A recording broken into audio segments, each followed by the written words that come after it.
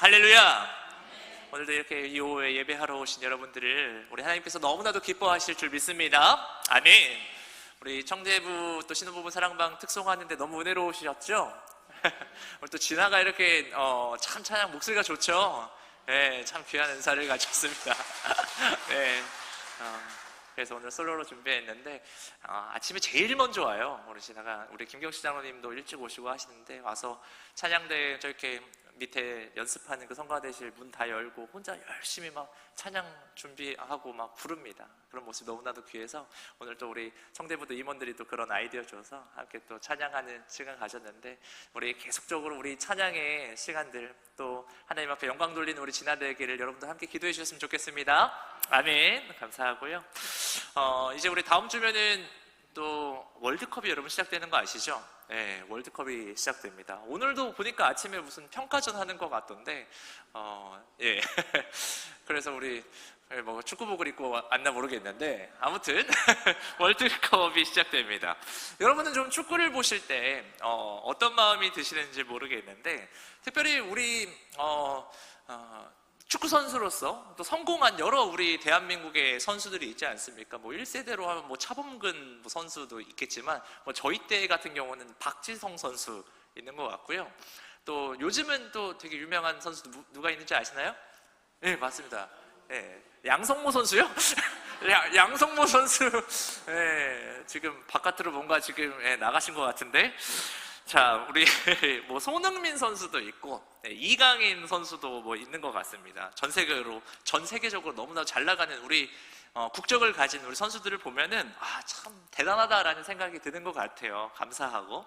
그러면서 그런 선수들이 있다 보니까 우리 주변에 우리 아이들 중에 참 공 잘 차는 아이들 한 명씩 있거든요. 그런 친구들 보면은 어른들이 좀 그래요. 야, 너도 박지성, 손흥민, 이강인 같은 그런 선수 되라고 말씀하기도 하고 그러시지 않습니까? 야, 너는 커서 손흥민 같이 되라, 막 그런 식으로 얘기하시기도 하는 것 같은데, 근데 여러분, 우리 좀 현실적으로 좀 생각을 해보면 사실 이 스포츠 세계를 아시는 분들은 다 아시잖아요. 이 스포츠 세계가 참 이렇게 손흥민, 이강인, 뭐 박지성처럼 성공하는 건 정말 극히 드물죠. 네, 이런 분들 나오는 거는 정말 좀 극히 드뭅니다. 현실적으로 쉽지는 않습니다. 이렇게 열심히 노력하고 또 실력도 있는 선수들이 많이 있잖아요. 그런 사람들이 있는데 이 예상하지 못한 일 때문에 길이 막혀버리는 경우들, 여러분들 좀 들으신 분들이 있을 거라고 생각합니다. 혹시 제가 퀴즈를 하나 또 내드리겠습니다. PPT 화면 한번 띄워주시면 혹시 이 선수가 누군지 아세요? 저희 시대는 절대 모를 것 같고 우리 김두봉, 김희균 장로님 그 시대는 좀 아실 것 같은데 누군지 혹시 아세요? 우리 장로님들? 거의 맞추시는 분이 거의 없을 것 같은데 이분이 그 롯데자이언츠 예전 선수였었던 최향남이라는 선수예요. 이름을 아시는 분이 있으나 모르겠는데 최향남 선수, 이분이 근데 어떤 스토리가 있냐면요, 이분이 목포 출신이에요. 우리 담임 목사님이랑 사모님 거기 그쪽인데 목포 출신인데 이 고등학교 졸업 당시에 동국대학교에 특기생으로 입학하기로 된 거예요. 네. 되게 잘했어요. 그래서 선수단까지 합류를 했습니다. 당연히 합격하니까. 네. 그런데 당시 이 고등학교에서 특기생 진학을 시켜본 적이, 그런 경험이 없었던 우리 목포 영흥고 아세요, 우리 목사님? 영흥고 이 고3 담임 선생님이 입학 원서를 체육 특기생 전형으로 넣어야 되는데 일반 전형으로 넣은 거예요. 네. 그래서 이 원서 제출 잘못해가지고 불합격 통지 받은 거예요. 네. 그래갖고 훈련 받고 있다가 중간에 나갔어요. 네. 그런 사연이 있는 선수입니다. 지금 시대에 이런 일이 있으면 이거 부모들이나 가족들이 소송하고 난리도 아니었을 건데요. 어쨌든 이 최양남 선수가요, 대학으로 못 갔어요. 그래서 네. 대학을 가지 못하고 당시에 이제 그런 게 있었더라고요. 이게 그 프로야구에서 고졸 연구 지명 투수라는 제도가 있었던 것 같아요. 네, 고졸 출신들로 해가지고 그때 해태 타이거즈로 그렇게 들어갔더라고요. 그래서 이제 프로야구 선수로 오랫동안도 활약은 했긴 했는데 이 스토리는 그래도 그 후가 나쁘진 않아요. 이 사람은 그래도 좀 잘 풀린 케이스입니다. 그런데 이런 생각이 그 사람에게 평생 또 들지 않을까라는 생각도 들어요. 어떤 생각이 드냐면, 만약에 이 선수가 대학 시절, 이제 대학 들어가는 시절이 1991년이에요. 그러니까 91학번으로 들어갔어야 됐던 시기인데, 이 시기에 대학 야구가 엄청나게 인기가 많았었을 때라고 합니다. 예. 그래서 대부분 이제 프로야구 선수들이 대부분 이제 대학 야구 스타 출신들이 되게 많이 있었었대요. 그래서 뭐 고려대나 연세대, 한양대, 뭐 건국대, 동아대 이러면서 이 동국대 야구부도 경쟁력 있던 대학팀이었는데, 만약에 이 최양남 선수가 이 동국대 야구부 들어갔으면 인생이 또 어떻게 바뀌었을지 모르는 거잖아요. 예. 그래서 우리나라처럼 어떻게 보면 학연이 되게 강한 곳이 이 어디 출신이라는 게 이 세계에서 너무나도 강할 텐데, 중요할 텐데, 참 어떻게 보면 이렇게 인생이 바뀐 일들을 경험하는 선수들이나 우리 방송에서 이런 사람들 많이 좀 접해보는 것 같습니다. 근데 이런 이야기들 들으시면서 여러분도 좀 이런 생각 들지 않습니까? 뭐 우리들도 좀 그런 일들이 있지 않나요? 살아가시다 보면 우리 인생의 선배인 우리 성도님들께서 더 잘 아실 거라고 생각되는데, 잘 되던 일이 어느 날 갑자기 막 막혀버리고, 어떨 때는 이제 건강 문제가 생기기도 하고, 이제 자녀 문제로 또 마음이 무너지기도 합니다. 또한 이 직장과 사업이 예상치 못하게 흔들리기도 하고, 그럴 때 이런 생각이 좀 들지 않습니까? 왜 하필 나에게 이런 일이 생겼을까? 네.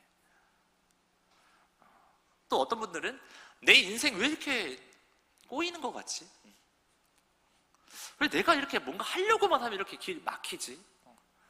이런 생각이 들 때가 있어 보셨을 거라고 생각이 드는데, 우리 이러한 모습처럼 오늘 이 본문을 보면요, 오늘 본문에도 바울이 이런 생각이 들었을 것 같아요. 왜냐하면 오늘 이 본문 속에 나온 이 사도 바울이 약간 길이 꼬인 것처럼 보이는 사건이 오늘 나오거든요. 여러분 이제 기억하실지 모르겠지만, 제가 저번 설교 때 이제 편안하게 안주해도 될 바울이 자신의 안락함을 내려놓고 다시 이 전쟁 같은 선교의 현장으로 다시 나가는 모습을 우리가 저번 주에 봤었거든요. 그래서 이제 큰맘 먹고 이제 바울이 2차 선교 여행을 시작을 합니다. 인간적으로 생각해 보면 이게 얼마나 기대가 컸겠어요. 왜냐하면 1차 선교 여행 때 그 복음을 전했던 교회들을 다시 방문하면서 이제 성도들 만나고 또 더 넓은 곳에 복음을 전하려는 큰 비전이 있었기 때문에 바울 나름대로 기대가 컸을 거라고 생각이 듭니다. 거기에다가요, 이번에는, 저번에는 바울과 바나바가 갔었지만 이번에는요, 로마 시민권을 가지고 있는 신라가 또 함께 해요. 이 2차 선교 여행 때는요. 그러니까 이 바울에게 너무나도 큰 힘이 됐죠. 근데 거기에다가 이 신라만 있어도 든든한데, 또 누가 있었냐면 오늘 1절에서 그 앞절 보면은 이 디모데가 또 소개가 돼요. 근데 이 디모데라는 인물이 바울에게 어떤 사람이냐면 정말 영적인 아들과도 같은, 너무나도 귀한 또 사람, 그 디모데가 합류했기 때문에 바울은 너무나도 든든했을 것 같아요. 그래서 모든 것이 이제 순조롭게 진행되는 것처럼 보였는데, 예상하지 못한 일이 벌어진 거죠. 그게 바로 오늘 본문 6절에서 7절 말씀인데요, 우리 다시 한번 읽어보겠습니다. 이렇게 읽으면 좀 느낌이 다를 거예요. 자, 6절 7절 읽어보겠습니다. 시작. 성령이 아시아에서 말씀을 전하지 못하게 하시거늘 그들이 부르기아와 갈라디아 땅으로 다녀가 무시아 앞에 이르러 비두니아로 가고자 애쓰되 예수의 영이 허락하지 아니하시는지라. 아멘. 그러니까 여기가 뭐냐면, 이제 바울은 이 최고의 어벤져스급 멤버들이랑 아시아의 복음을 전하려고 딱 마음을 먹은 거예요. 뭐 아시아 여러 가지 이제 정보들 얻으면서 아시아에 대한 꿈이 많았겠죠. 그랬는데 무슨 일이 생긴 겁니까? 성령이요, 아시아에서 말씀을 전하지 못하게 하셨대요. 네. 아니 이게 진짜 이해가 안 되는 거죠. 다른 분도 아니고 거기 있었던 그냥 뭐 유대 장로들이나 막 그런 사람들이 못 가게 하면 이해가 가는데, 성령님이 복음을 전하러 가는 사람을 막으시는 장면이 오늘 나오는 거예요. 너무 이상하지 않습니까? 네. 뭐 나쁜 일을 하러 가는 것도 아니고 죄 지러 가는 것도 아니고 하나님 일을 하러 가고 복음 전하러 가는데 누가 막으십니까? 하나님이 막으셔요. 네. 그래서 바울이요, 그러면 부르기아라 갈라디아 무시아 비두니아로 가겠습니다. 근데 예수의 영께서 허락하지 않는다라는 겁니다. 이게 그러니까 막 뭐 앞도 막히고 막 뒤도 막히고 옆도 막히고 다 막힌 거예요. 그럼 어쩌라는 건지. 예. 정말 답답한 상황인 거죠. 참 이 상황 너무 우리 인간들의 좀 모습들과 비슷해 보이지 않습니까? 여러분 그런 경험 있지 않으세요? 열심히 막 기도했어요. 열심히 막 기도하고 최선을 다해 막 다 준비해가지고 야 정말 잘 준비했어요. 근데 이 준비가 뭐 인간적인 욕심이 아니라 정말 하나님이 뜻 안에서 하나님 뜻대로 살려고 정말 열심히 기도하고 예배 생활하고 막 열심을 다해서 교회 섬기고 그랬어요. 그런데 길이 뭔가 잘 열리기는커녕 하는 일마다 안 되는 거예요. 네. 그럴 때 이런 생각이 들죠. 하나님 제가 뭘 잘못했나요? 네. 왜 이렇게 제가 하는 것마다 이렇게 막으세요? 그런 기도가 나오기도 하거든요. 오늘 혹시나 좀 그런 생각이 드시는 분들에게 하나님이 오늘 이 본문을 통해서 우리에게 아주 중요한 사실 하나를 가르쳐 주시는 것 같은데요.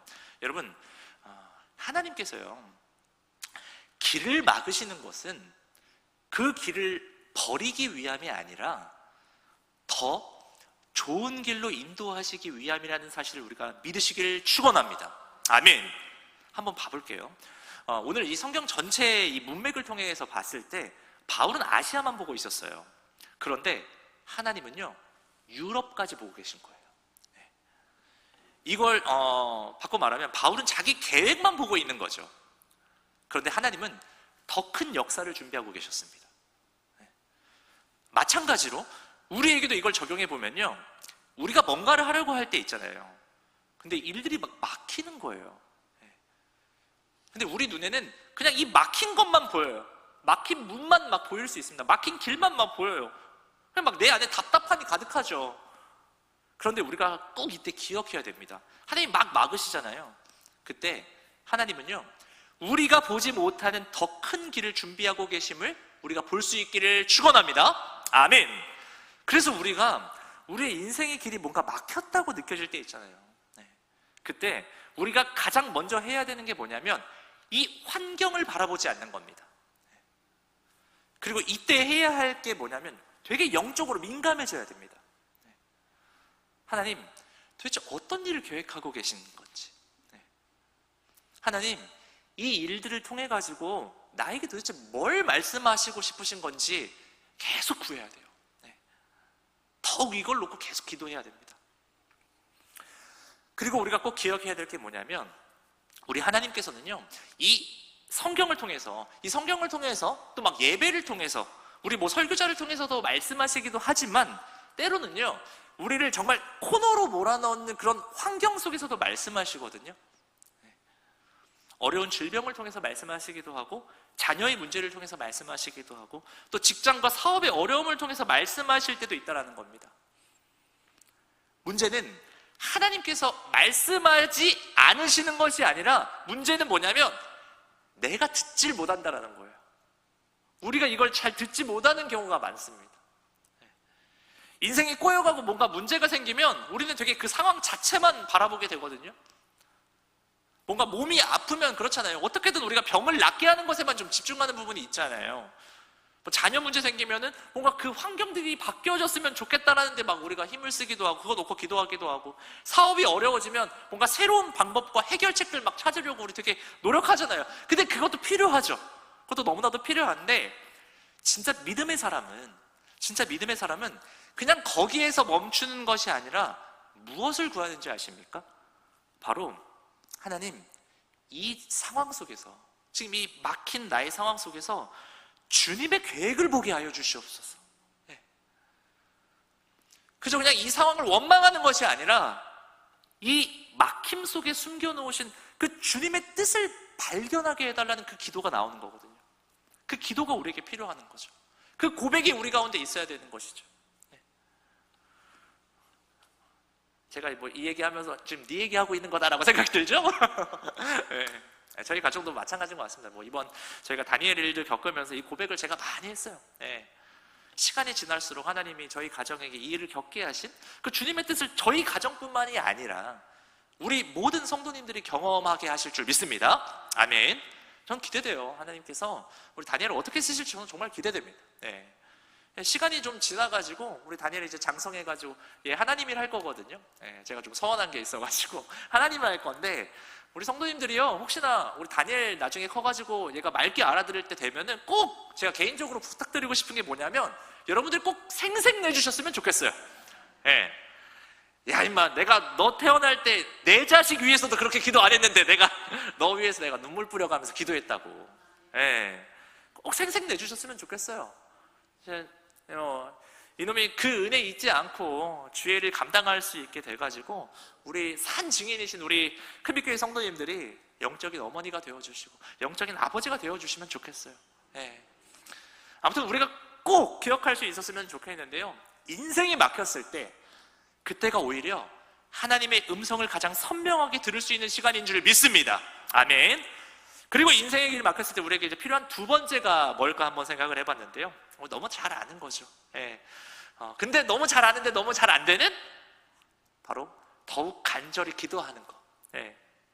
이것이 믿음의 사람의 태도인데요, 우리가 신명기 4장 29절 말씀 한번 꼭 여러분들이 기억하시면서 살 수 있었으면 좋겠습니다. 우리 4장 29절 한번 읽어보도록 하겠습니다. 시작. 내가 거기서 내 하나님 여호와를 찾게 되리니 만일 마음을 다하고 뜻을 다하여 그를 찾으면 만나리라. 아멘. 하나님께서 마음을 다해서 하나님을 찾는 자를 외면하지 않으시는 줄 믿습니다. 아멘. 바울도 하나님 앞에 간절히 기도했습니다. 예.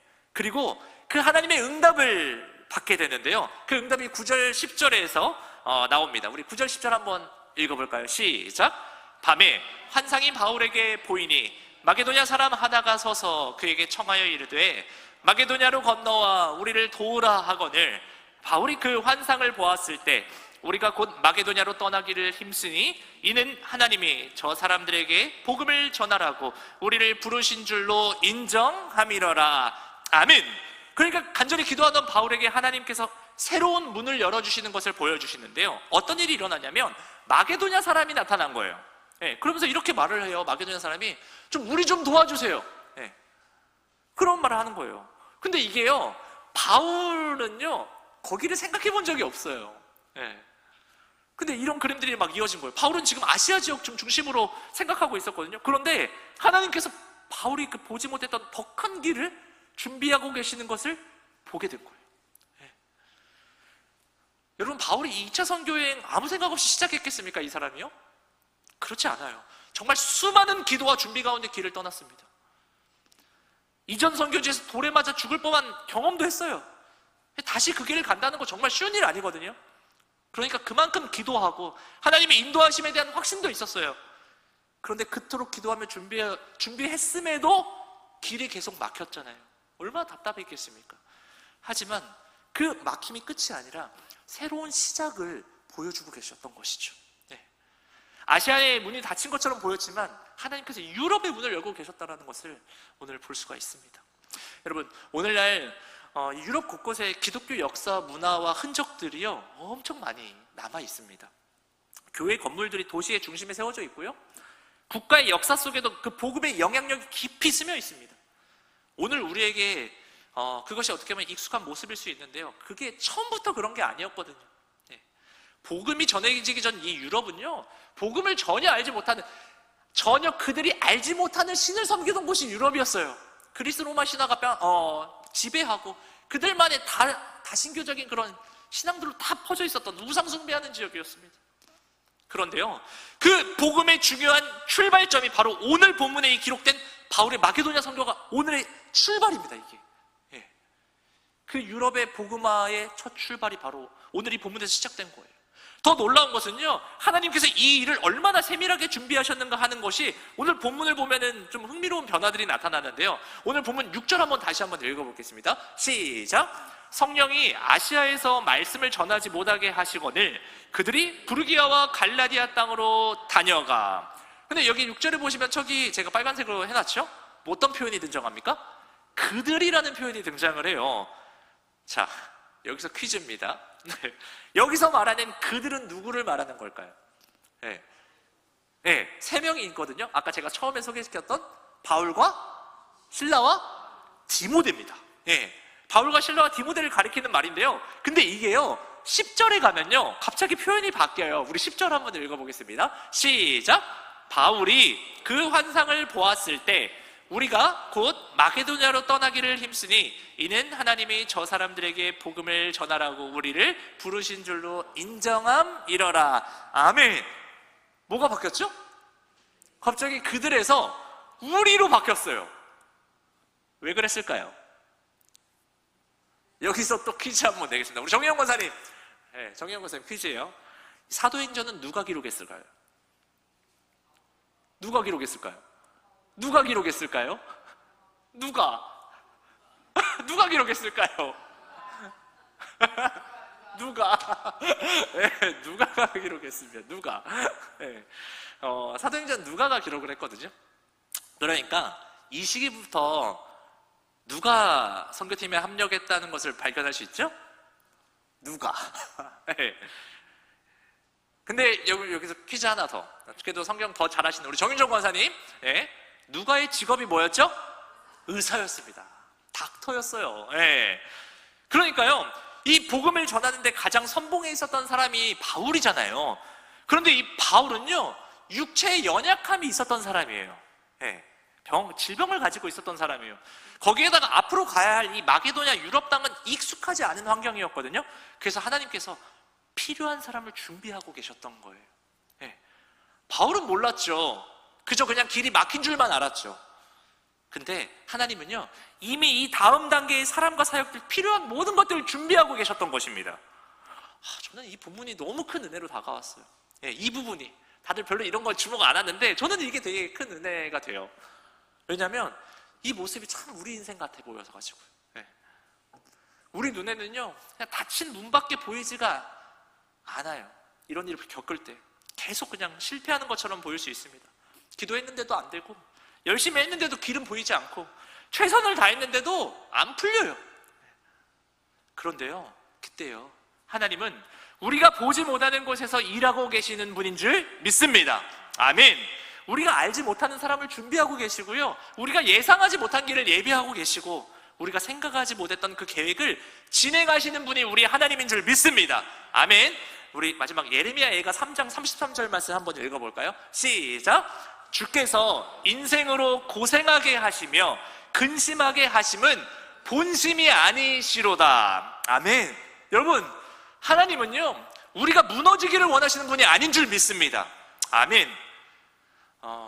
제가 우리 다니엘 신생아 중환자실에 있을 때 저녁 때, 그때 진짜 상황 안 좋을 때거든요. 막 저녁에 전화 와서 오늘 저녁이 좀 힘들 수도 있을 것 같다, 막 그런 전화 받고 제가 막 있을 때, 저녁 때 막 이제 울고 있는 아내한테 제가 계속 고백했던 게 뭐냐면, 하나님 되게 선하셔.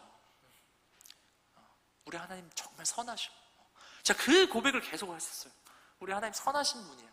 근데 제가 왜 이런 고백을 계속 했냐면, 우리가 되게 좋으신 하나님, 막 좋으신 하나님 하잖아요.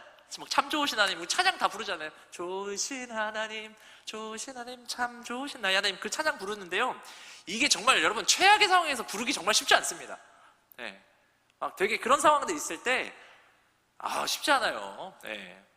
근데 여러분, 진짜 우리 하나님은요, 진정 우리에게 좋은 것을 주기 원하시고 가장 선한 길로 인도하기를 원하시는 아버지이신 줄 믿으시길 축원합니다. 아멘. 때론 우리 인생 가운데 어려움 찾아오고 잠시 길이 막힐 때가 있습니다. 그런데 그 순간에요, 하나님께서 우리를 포기하신 것이 아니라 더 크고 놀라운 길을 보여주시는 시간인 줄 우리가 믿고 걸어갈 수 있는 우리 모두가 되기를 소망합니다. 아멘. 저는 오늘 이 말씀 통해서요, 우리가 모두 꼭 기억했으면 좋겠습니다. 여러분, 인생의 문이 닫혔다고 느껴질 때, 사방이 뭔가 막힌 것처럼 느껴질 때, 더 이상 어떻게 갈 곳이 없다고 느껴질 때, 그때가 하나님께 더 가까이 나아가 간절히 기도하여 그 놀라운 하나님을 더욱 깊이 만날 수 있는 시간이라는 것을 우리가 꼭 기억했으면 좋겠습니다. 아멘. 우리가 이번 한 주간 여러분 살아가실 때요, 어떤 상황에서도 낙심하지 마시고 기도함으로 하나님께 부르시죠. 그 하나님의 놀라운 섭리와 은혜를 경험하는 우리 금빛교회 모든 성도님들 되시길 축원합니다. 아멘. 기도하겠습니다.